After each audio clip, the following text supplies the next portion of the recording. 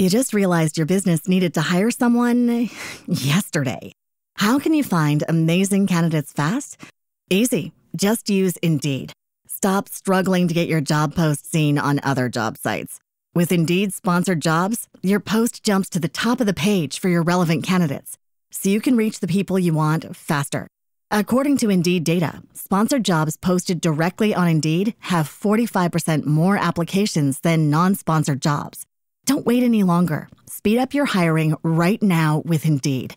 And listeners of this show will get a $75 sponsored job credit to get your jobs more visibility at Indeed.com/ARTS. Just go to Indeed.com/ARTS right now and support our show by saying you heard about Indeed on this podcast. Terms and conditions apply. Hiring? Indeed is all you need. 10. Na folha de pagamento de Deus.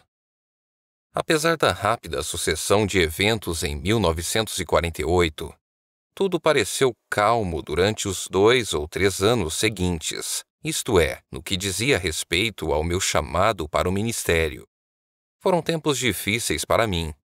Eu não podia compreender o que Deus pretendia em relação à minha vida.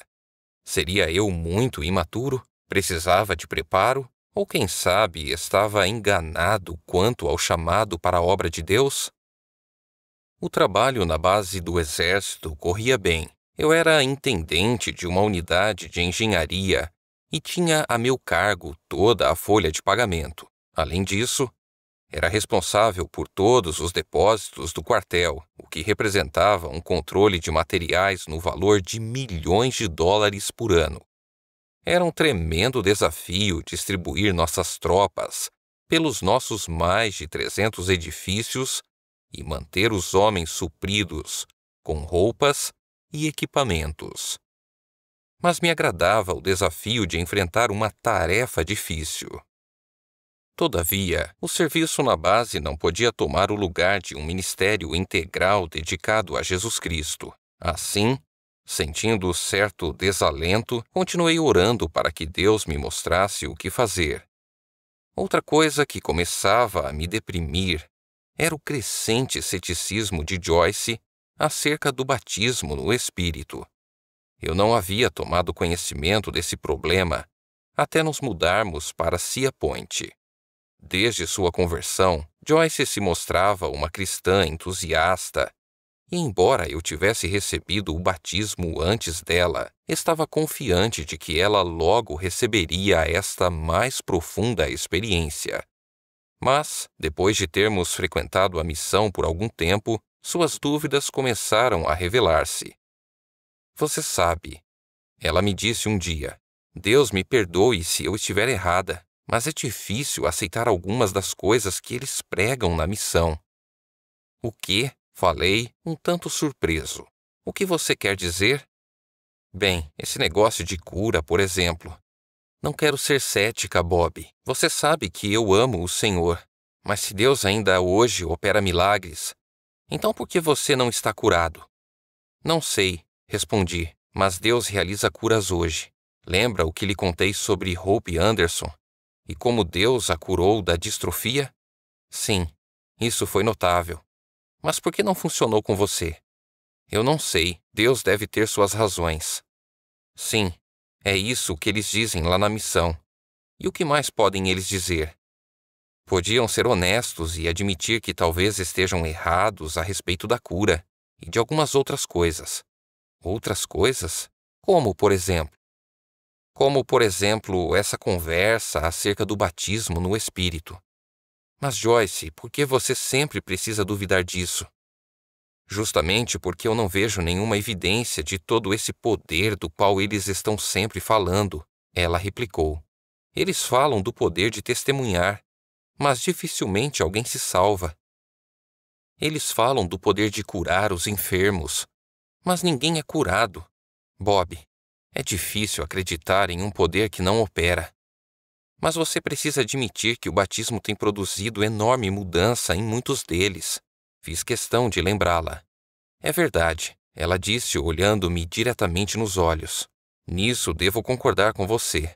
Todos os batizados no Espírito agora batem palmas e gritam aleluia. Mas, Bob, Não é esse o poder que Jesus mencionou. Puxa, de algum modo, eu sabia que ela estava certa. Sentei-me ali, em silêncio, pensando no meu próprio batismo no Espírito na casa de McQuaid. Embora tivesse sido uma experiência gloriosa, eu precisava admitir que não estava inteiramente satisfeito com o poder que vinha se manifestando em minha vida desde aquela experiência.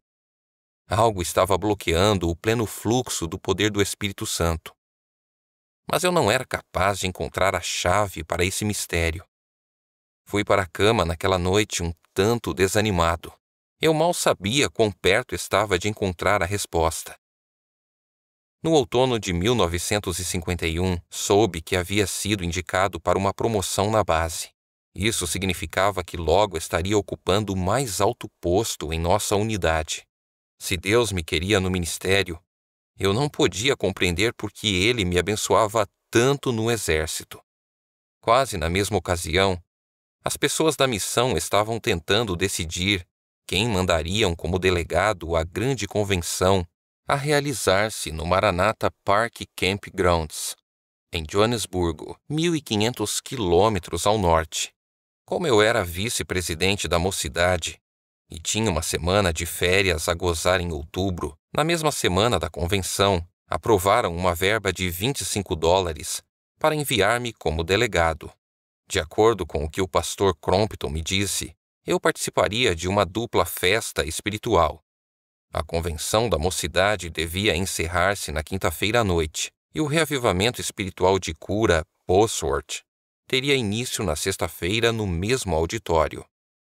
Teria sido uma bênção se toda a minha família pudesse ter ido, mas tínhamos 6 crianças naquela época e a viagem ficaria muito dispendiosa. Por isso, Joyce concordou em ficar em casa enquanto eu fazia a viagem a Joanesburgo. Eu já ouvira muito acerca do maravilhoso ministério de cura de F.F. Bosworth, autor do livro Christ the Healer, Cristo, o que cura. Muitas pessoas diziam que milagres inacreditáveis ocorriam em seus cultos, como cegos que passavam a enxergar, surdos que passavam a ouvir e aleijados que passavam a andar. Eu estava ansioso por verificar se o que ouvira era realmente verdade. Quem sabe, talvez até eu mesmo fosse curado da asma. Quando cheguei à área dos acampamentos, o Maranatha Park Auditorium estava vibrando de emoção. Era uma enorme construção de chapa ondulada, com os 4 lados abertos, construída especialmente para convenções religiosas. O edifício se vangloriava de poder receber 9.000 pessoas sentadas, contando as cadeiras na ampla galeria. Que tremenda sensação ver jovens cristãos de toda a África do Sul enchendo o grande tabernáculo. Na quinta-feira à noite, o presidente da reunião avisou a todos os que planejavam ficar o resto da semana para o reavivamento Bosworth que tratassem de chegar cedo se quisessem ocupar bons lugares. Por isso, na tarde de sexta-feira, dirigi-me ao auditório e sentei-me em uma cadeira na segunda fila, bem à frente. Se aquelas curas eram reais, eu queria vê-las bem de perto, não que estivesse duvidando, como Tomé, mas, depois de minhas conversas com Joyce, eu precisava saber a verdade. Senhor, falei, a cura divina opera ou não opera? Se ela opera, e assim eu creio, espero que não te importes que eu fiscalize tão de perto a tua ação.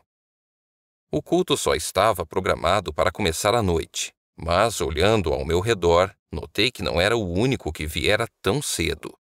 Na realidade, várias centenas de pessoas já se espalhavam pelo auditório e mais gente continuava chegando.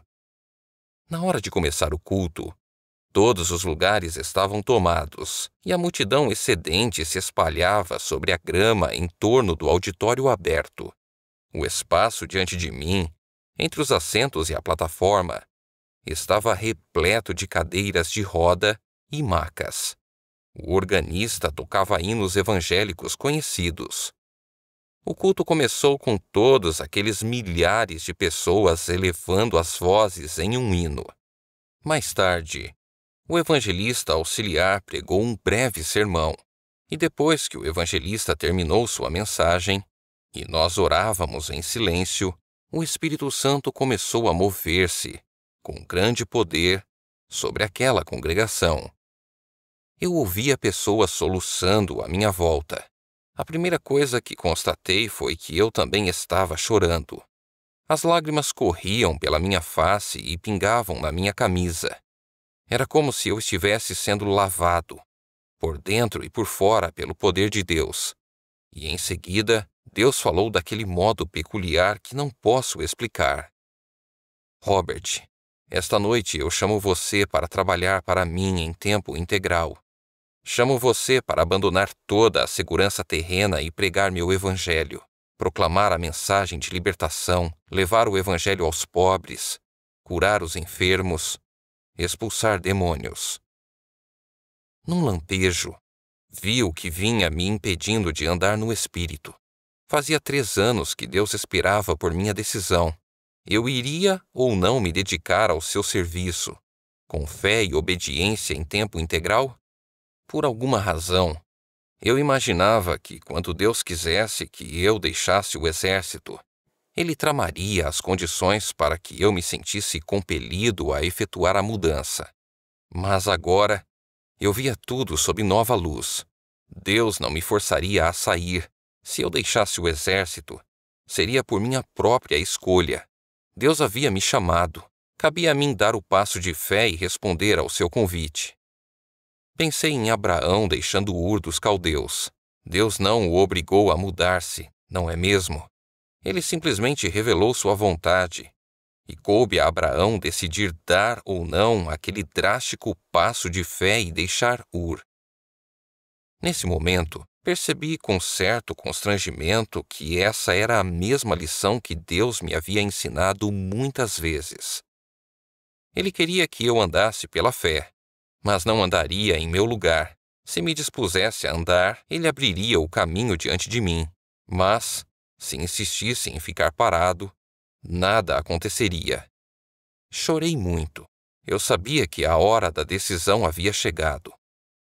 Senhor, falei, minha mulher está a 1.600 quilômetros daqui.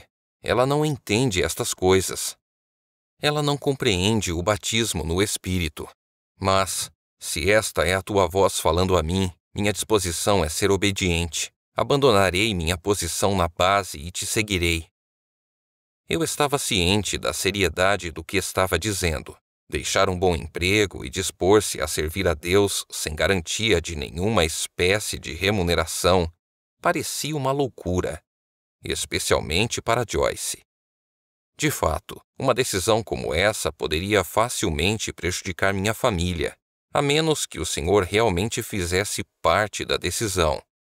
E isso eu devia verificar com certeza. Não podia haver enganos. Senhor, falei de novo.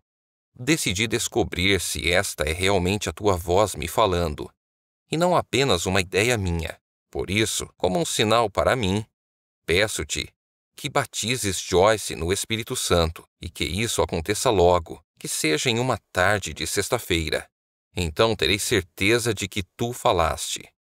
Eu sabia quão facilmente as pessoas podem enganar-se no que diz respeito à orientação.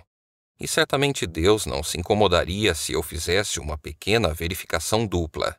Afinal de contas, eu já havia visto muitas pessoas correndo atrás de sombras, cometendo sérios enganos. Foi então que Bosworth, com seus 74 anos de idade, levantou-se e começou a falar. Era um homem alto, cheio de dignidade, que já havia ministrado a milhões. Durante alguns minutos ele falou àquela multidão de 10.000 pessoas acerca do poder de Jesus. Agora, ele prosseguiu. Há aqui 9 pessoas que sofreram operações de mastoide. Alguns de vocês estão parcialmente surdos, outros estão totalmente surdos. Onde vocês estão? Fiquem de pé, se puderem me ouvir. Ou, Se alguém está sentado junto a uma pessoa surda, traga-a à frente. Logo, 9 pessoas surdas ou parcialmente surdas estavam de pé na frente daquele grande auditório. Bosworth desceu e colocou as mãos sobre elas, uma por uma. Tu, demônio surdo, sai desta mulher em nome de Jesus, ele ordenou. No mesmo instante, a mulher levantou os olhos, maravilhada, e disse: Eu posso ouvir. Eu posso ouvir. A assistência prendeu a respiração. Cada uma daquelas pessoas começara a ouvir.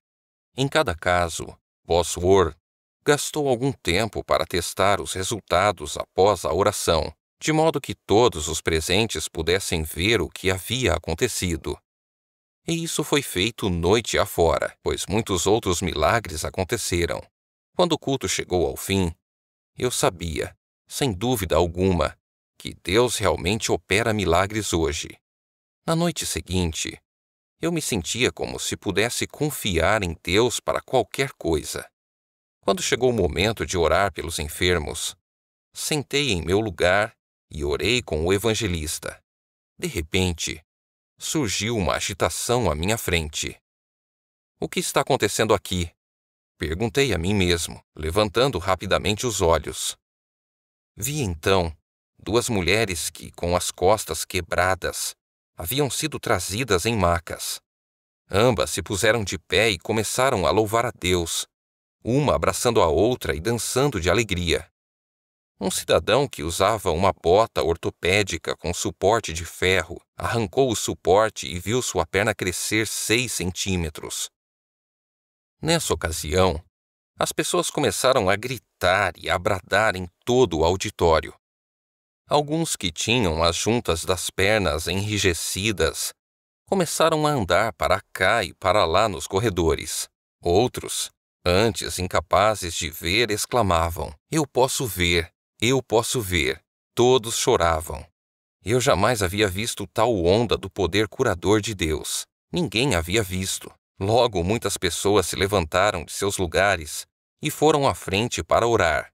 Antes que o culto terminasse, quase 2.000 pessoas haviam sido salvas. No sábado à noite ocorreram muitos milagres, mas para mim a coisa mais empolgante foi o anúncio de que Bosworth estaria na cidade do Cabo no fim de semana seguinte. Louvado seja o Senhor, murmurei, levarei Joyce. Se isso não a convencer, nada o fará.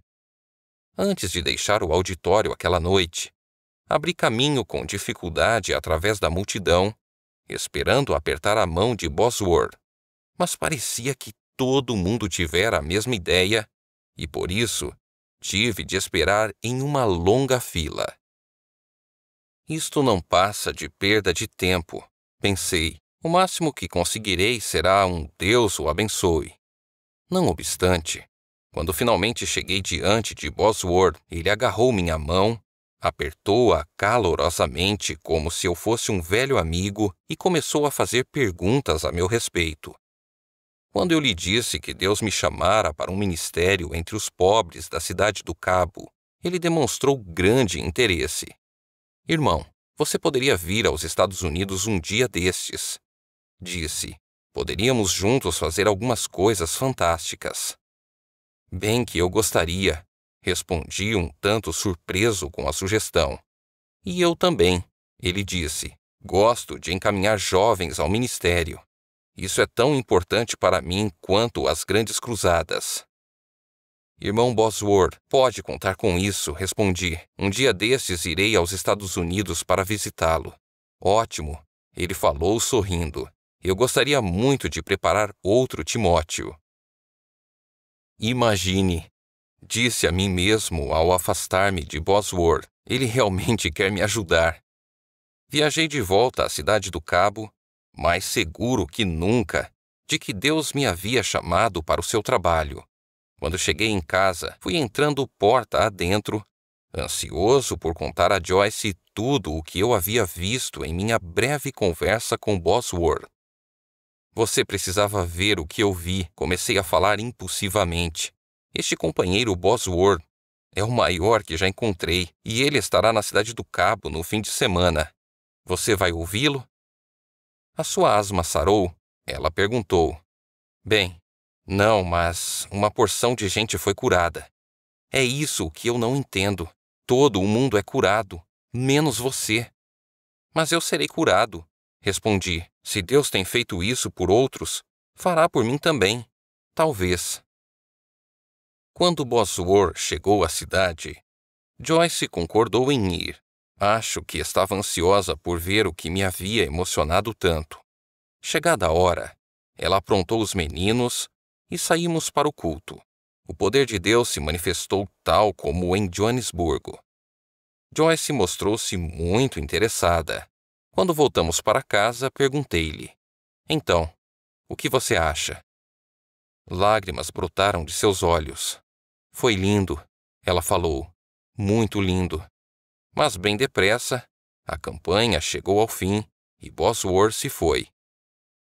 Joyce, falei, tenho a sensação de que isto é apenas o começo do que Deus quer fazer nesta cidade. Sim, ela respondeu. Gostaria de saber se algum dia voltará aqui. Não sei, respondi, mas, mesmo que ele não volte, a obra de Deus precisa ser levada avante.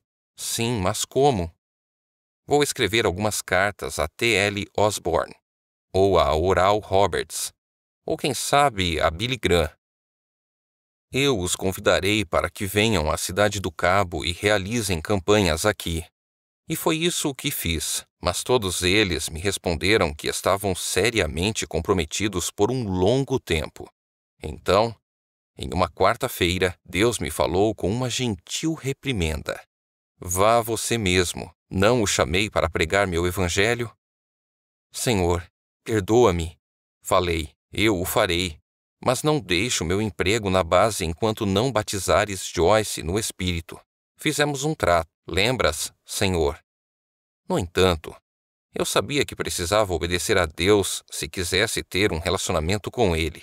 Por isso, naquela noite, engatei um pequeno gerador à traseira de um caminhão emprestado, dirigi-me a um bairro pobre e comecei uma reunião de avivamento ao ar livre.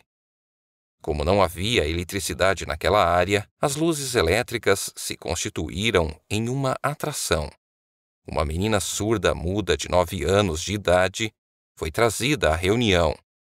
Em nome do Senhor Jesus Cristo, expulsei o espírito da surdez. Quando as luzes foram desligadas e estávamos prontos para ir embora, vi um homem com sua mulher e 5 filhas, todos vestidos de branco, correndo pelo campo. O homem estava muito agitado. Senhor, ele falou, eu sou o pai da menina surda-muda por quem o Senhor orou esta noite. Nós somos hindus. Minha filhinha tem 9 anos e eu nunca a ouvi falar até esta noite. Eu sei que o Senhor orou por ela em nome do seu Deus, o Senhor Jesus Cristo. Aquele homem, sua mulher e as 5 filhas se ajoelharam e aceitaram Jesus como seu Salvador pessoal. As reuniões cresceram cada vez mais, até que em 3 semanas, cerca de 15.000 pessoas se reuniam em campo aberto. Em uma única noite, cerca de 5.000 pessoas aceitaram Jesus como seu Salvador. Outra noite, um dos professores da Universidade da África do Sul, em Pretória, estava passando por ali. Seu nome era Sr. Tromp. Ele viera à Cidade do Cabo desfrutar alguns dias de férias na praia. Sendo cristão, sentiu-se fortemente interessado na grande multidão que compartilhava a palavra de Deus. Estando ali por fora da multidão, ele nos contou depois. Ouviu-me dizer que um homem com hérnia estava de pé na assistência e que Deus queria curá-lo. Sentiu logo que era ele o homem citado, embora ninguém soubesse do seu sofrimento, a não ser ele e Deus. Fazia 19 meses que ele vinha orando para que Deus o curasse. No momento em que eu mencionei o fato, ele levantou a mão, reconhecendo sua condição, e em nome de Jesus Cristo eu ordenei que a aflição o deixasse. No mesmo instante, a hérnia desapareceu. Naquela época eu lia todos os livros que podia encontrar relacionados com a fé. Li a biografia de Smith Wigglesworth, Charles Finney e John Wesley. A impressão, cada vez mais profunda, era de que Deus me queria no seu serviço em tempo integral. 3 semanas após o reavivamento Bosworth, em Joanesburgo, Deus se manifestou a mim de modo especial. Como de costume, saí para o trabalho naquela manhã de sexta-feira. Cerca de 4 horas da tarde o telefone tocou. Era uma amiga da irmã Gladys Webster, irmã Maudie Solomon. É o irmão Tom que está falando? Ela perguntou. Sim, respondi. Que barulho é esse? O que está acontecendo aí? Oh, ela riu. Estou contente de que você possa ouvir. Muito bem, o que é? É sua mulher falando em línguas. O Senhor Deus acaba de batizá-la com o Espírito Santo. Você está brincando. Não, é verdade, escute. E a irmã Maudie parou de falar para que eu ouvisse claramente a voz de Joyce. Não havia dúvida. Minha mulher estava orando em alguma língua desconhecida.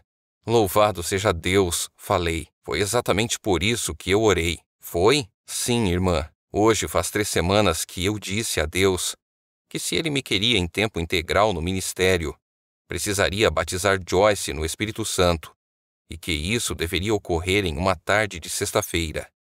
Não, ela comentou espantada. Você fez tal oração? Sim, irmã. E aconteceu exatamente como você pediu em oração. Sim. Jesus não é maravilhoso? Coloquei o telefone no gancho e sentei-me ali por um momento em êxtase. Senhor, orei depois, não precisas dizer mais nada. Eu te obedecerei. De imediato me dirigi ao gabinete do comandante. Por coincidência, ele era meu cunhado. Major, comuniquei, vim solicitar baixa nos meus papéis. Quero sair no dia 31 de dezembro. Você está dando baixa? Por quê? Vou entrar para o ministério. Seu demônio maluco, você deveria pensar melhor. Será que não entende que escolhi você para a promoção? Não demora muito e você será o primeiro homem nesta unidade. Eu sei, mas Deus me disse para sair. Você pensa que eu vou acreditar nisso? Por que, em nome do bom senso, Deus diria a você uma coisa tão idiota como essa? Não sei, repliquei com um sorriso. Ele deve ter algo em mente. O comandante meneou a cabeça, demonstrando incredulidade. Você ficou maluco por causa desse negócio de religião, não ficou? Ele zombou. Logo você terá Joyce tão doida quanto você. Acho que ela já está, repliquei. Esta tarde ela ficou cheia do Espírito Santo. Aborrecido, ele se virou para sair de seu gabinete e falou: Está certo, se você quer dar o fora, esse estúpido engano é seu, mas, quando estiver morrendo de fome, não venha chorar no meu ombro. Quando cheguei em casa naquela noite, Joyce lançou seus braços ao redor de mim e chorou de alegria por sua recente experiência no espírito. Oh, Bob, é tão maravilhoso! Soluçou. Sinto como se tivesse uma vida completamente nova. Sim, assim será, eu disse rindo. Mais do que você pode imaginar. O que você quer dizer com isso? Ela perguntou, afastando-se e me olhando com os olhos cheios de lágrimas. Vou dedicar-me ao ministério em tempo integral. Você está deixando seu emprego na base? Sim, posso comprar meu desligamento por 52 libras inglesas. Por um momento ela ficou muito séria. De que viveremos? Doçura, falei. O Deus que chama também proverá. Ela começou a rir e gritou. Viva! Vamos entrar na folha de pagamento de Deus. Ali ficamos por longo tempo rindo e chorando. Por alguns dias, oramos ardentemente pedindo o dinheiro de que precisávamos. De fato, concordamos em orar pedindo a soma de 63 libras, 52 para pagar o direito de desligar-me do exército e 11 para alguns dias de férias. Naturalmente, com a minha asma, eu poderia ter conseguido facilmente uma pensão no valor de 100% do meu salário, mas eu tinha certeza de que Deus me curaria. Por isso, achei que seria melhor comprar minha baixa. Fui a uma reunião de oração certa noite. Havia decidido que precisava orar fervorosamente pelas 63 libras naquele momento. Quando voltei para casa, havia um homem conversando com Joyce no portão. Irmão Tom, ele falou, sua mulher recebeu um cheque para você. Sim, respondi. 63 libras. Ele olhou para mim com surpresa. Como você sabe? Sua mulher o avisou ou algo semelhante? Como eu poderia ter avisado? Joyce o interrompeu. Você me entregou o cheque há poucos minutos. E ficamos aqui conversando desde que você chegou. Sim, naturalmente, ele falou, voltando-se para mim. Mas como você soube? Bem, repliquei. Eu acabo de orar pedindo 63 libras, e quando oro, espero que Deus responda. Ele estava espantado. É um milagre, falou. Espere até eu contar isso para minha mulher.